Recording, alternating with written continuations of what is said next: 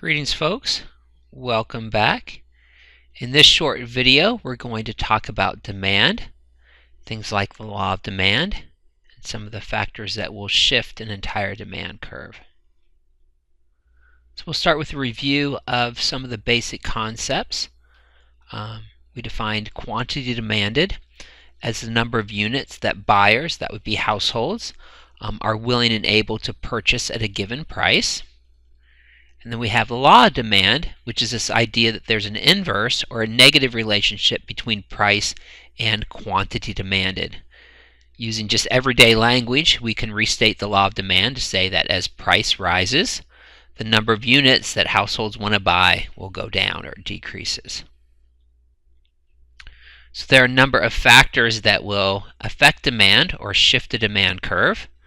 Things like the number of buyers, the income of households, tastes and preferences, price of related goods, so here we talk about substitutes and complements, and then finally expectations about the future. So now we can draw in a demand curve. We have price on the y-axis and quantity on the x-axis. We have a pizza up in the corner to remind us what we're studying. When you combine economics and pizza, it's about as good as it gets for me. Here's a demand curve. Again, this shows the law of demand. If you have a low price, the quantity demanded is high. If price goes up, the quantity demanded goes down. All we've done here is we've changed price, and we've seen how it leads to a movement along a fixed demand curve or stationary demand curve. Now there are also a number of factors that will shift an entire demand curve or change the demand, increase or decrease it. One such factor is a change in the number of buyers. In this case, we'll look at an increase in the number of buyers for pizza.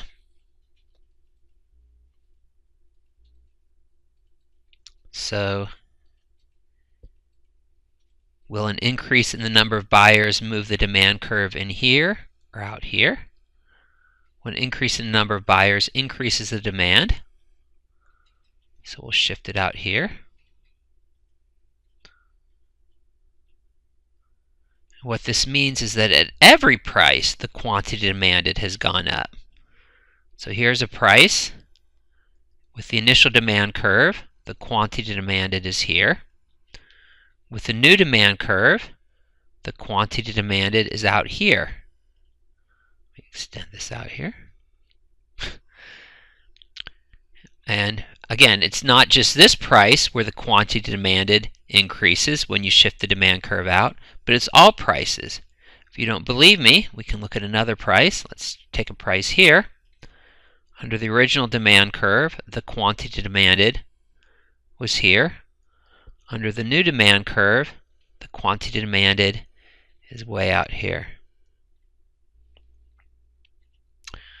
A change in income will also affect the demand for a good or service. If you have what we call a normal good, that means that an increase in the price will shift out the demand curve or increase demand. Likewise, a decrease in income will lead to a reduction in demand. That's the movement of an entire demand curve inward. So again, because we believe pizza is a normal good, the decrease in income leads to a reduction in demand. This means that quantity demanded is lower at every price. So here's a price. Under the original demand curve, quantity demanded was here. Under the new demand curve, the quantity demanded is here at this price. Again, that would be the case for all the prices. Tastes and preferences are also a factor that affects demand.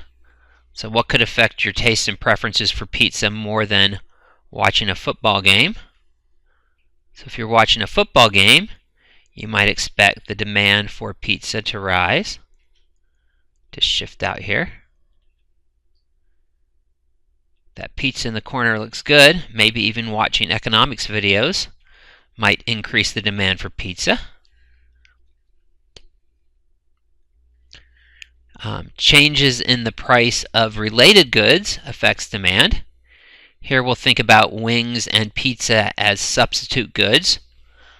So maybe you're thinking about what you want to have for dinner. You're going to choose either pizza or wings, so they're a substitute. So this we're going to have to kind of talk through the logic. So if there's a reduction in the price of wings, if you actually had a different market graph shown here, if you had a market for wings, you would see that when you decrease the price of wings, that increases the quantity demanded of wings. But as for pizza, it shifts the entire demand curve for pizza. So again, let me say that again. If the price of wings goes down, a decrease in the price of wings, that leads to an increase in the quantity demanded of wings. So people are eating wings, and that reduces the demand for pizza. What would happen to the demand for pizza if there was a change in the price of soda pop? Well, here we'll think of soda pop and pizza as complements, or goods that you consume together. So we're going to walk through this scenario as well. If there's a reduction in the price of soda, that would lead to an increase in the quantity demanded of soda. So if you're consuming more soda, that's going to increase the demand for pizza and shift the demand curve out. So really that's it. We talked about a couple main concepts here. The first concept was quantity demanded, and we learned that a change in the price of a good leads to a change in quantity demanded. That's the movement along a fixed demand curve. There were other factors, though, that we looked at that moved the entire demand curve.